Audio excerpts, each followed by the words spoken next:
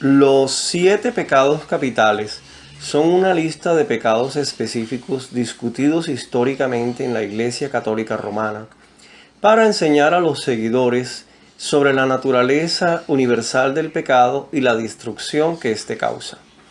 Los pecados capitales son también llamados pecados principales porque son vistos como la causa principal de más maldad.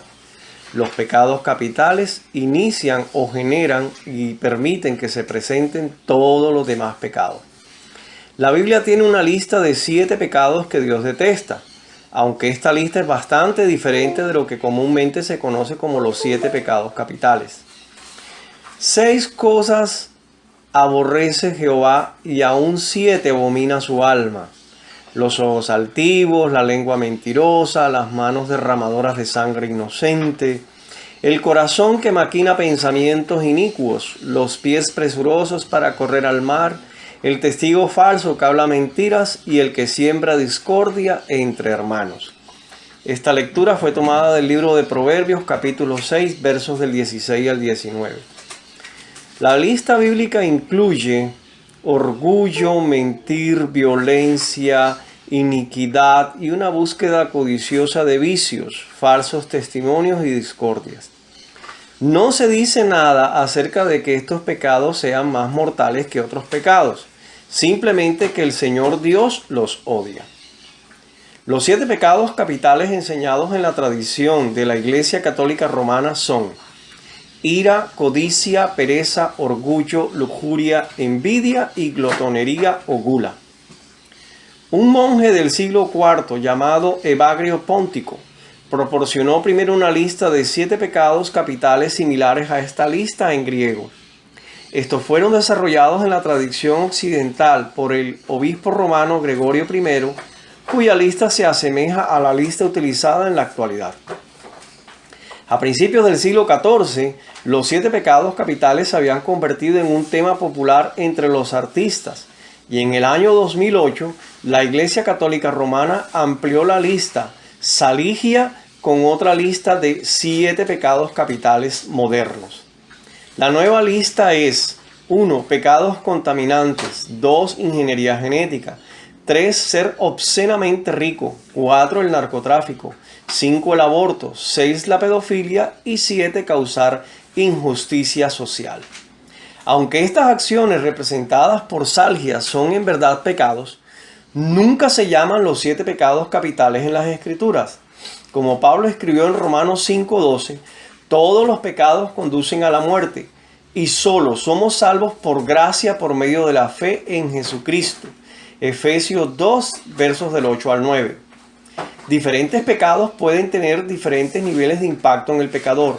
Sin embargo, la Biblia no enseña que haya pecado que sea peor que otro. Los 7 pecados llamados mortales o capitales no son más ni menos malvados que otros pecados. La Biblia enseña que todos pecaron y no alcanzan la gloria de Dios, conforme dice Romanos 3:23. Todos requerimos el regalo de salvación de Dios por medio de Jesucristo. Romanos 6, 23 y 24. El tema de hoy es la soberbia, uno de los pecados capitales según la Biblia. Y vemos que en la Biblia aparecen 7 demonios. Todos tienen un nombre y están asociados a cada uno de los pecados capitales descritos anteriormente. Para algunos, estos demonios son reales y están detrás de los pecados y problemas del hombre. Para otros, estos demonios son algo simbólico y simplemente representan el mal, poniendo rostro a cada uno de estos pecados. En el caso de la soberbia, lo tipifica Lucifer, quien es el más conocido de todos los demonios porque cometió su pecado original queriendo ser igual a Dios. La Biblia lo muestra como un ángel muy hermoso que por su soberbia se rebeló contra Dios, por lo que fue confinado al ámbito terrestre, perdiendo su caridad de ser angelical. Varias raíces hebreas expresan la idea de orgullo y las versiones castellanas las traducen como arrogancia, jactancia, soberbia, altivez, gloria y ocasionalmente orgullo. Todas estas raíces significan originalmente exaltado, alto, elevado y encierran la idea de gloria y majestad. Algunas veces se traducen con sentido positivo. En este mismo sentido se entiende el rostro erguido del pueblo o del hombre que Dios reivindica. Pero la actitud dominante en la Biblia hacia el orgullo del hombre es, sin embargo, irónica y crítica. Quien se atribuye grandeza a sí mismo es culpable de orgullo.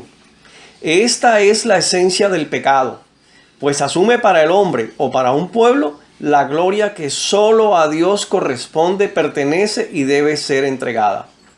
Por eso los soberbios y orgullosos serán abatidos.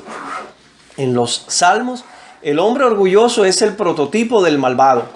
Dios restablece la justicia, depone al soberbio y exalta al humilde.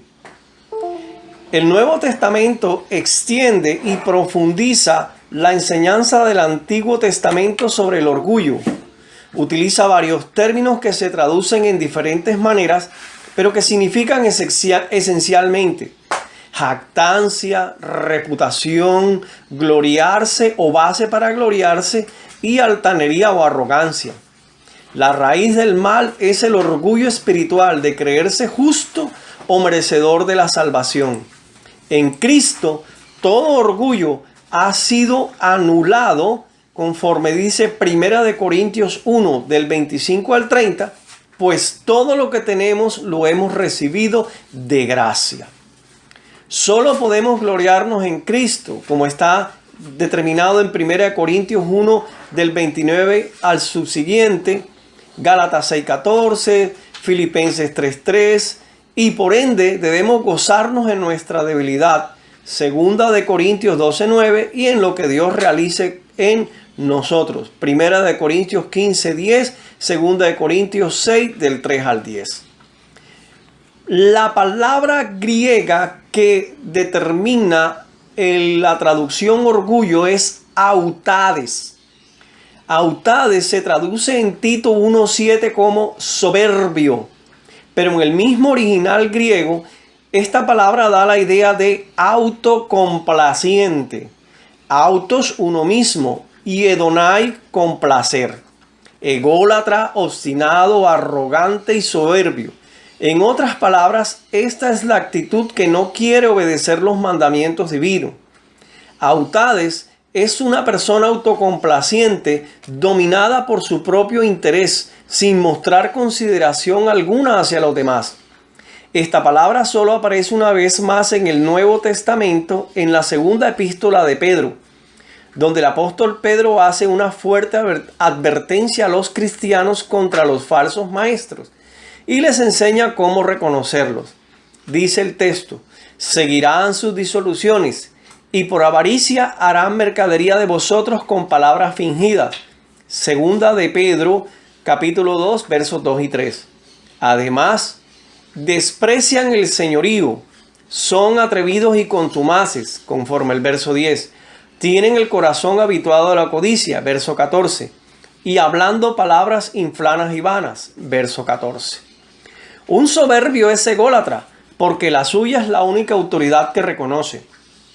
A menudo también es codicioso y vano.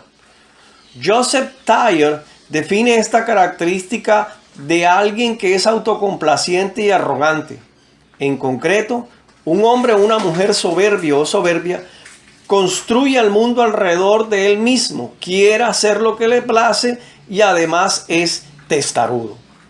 Debido a que Pedro utilizó la palabra contumaz para describir a una persona cuya arrogancia y egolatría son blasfemas y terriblemente pecaminosas, es fácil para un cristiano justificarse y convencerse de que él no adolece de esta característica.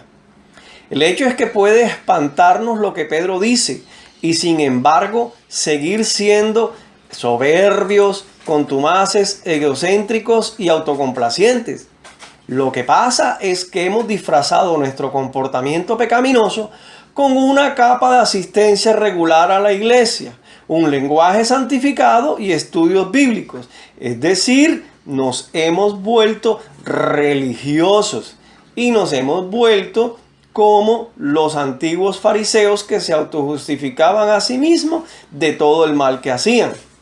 Podemos tener fuertes convicciones bíblicas y todavía fallar en esta área de nuestra vida. Aunque conozcamos las doctrinas básicas y estas sean las correctas, conoceremos acerca de Dios, de Jesucristo, el Espíritu Santo, la salvación y demás, y de todos modos podremos seguir siendo arrogantes y orgullosos porque seguimos reflejando las obras de la carne en lugar del fruto del Espíritu, conforme dice Gálatas 5, 19 y 22. El egocentrismo viene en distintos grados.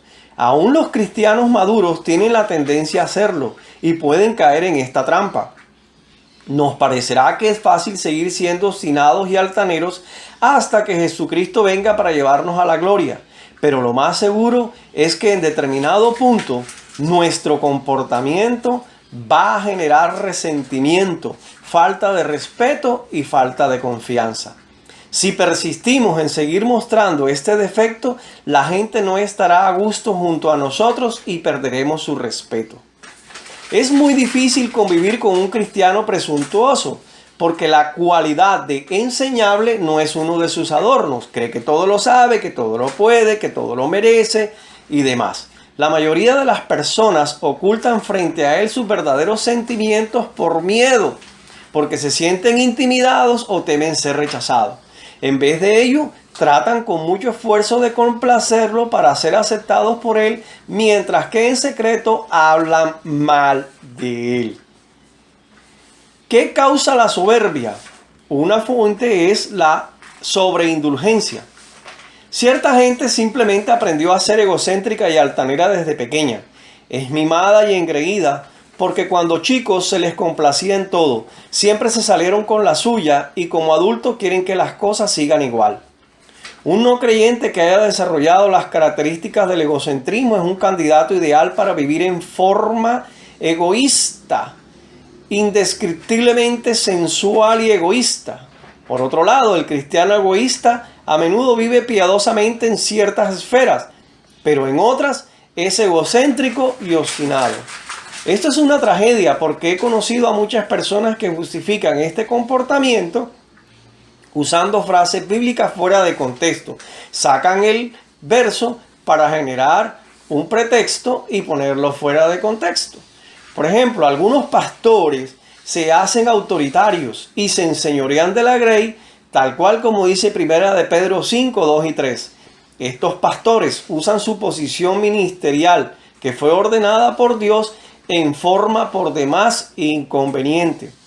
Asimismo, he conocido maridos que justifican esta clase de comportamiento diciendo que Dios dice que deben ser la cabeza de su mujer. Igualmente usan su posición de autoridad para ser despóticos, dominantes y tercos. De alguna manera están ciegos a la verdad, que este comportamiento es completamente contradictorio con el mandamiento de que deben amar a sus esposas como Cristo amó a la iglesia y se entregó por ella, conforme está en Efesios 5, 25. Cualquiera que sea la razón que genere nuestro orgullo, nuestra arrogancia, nuestra altivez, sea en origen espiritual o psicológico, un cristiano maduro no debe ser soberbio. Debemos analizarnos en forma realista y con la gracia de Dios superar esta característica negativa, pidiéndole a Jesucristo que nos sane y que nos libre de este horrendo pecado.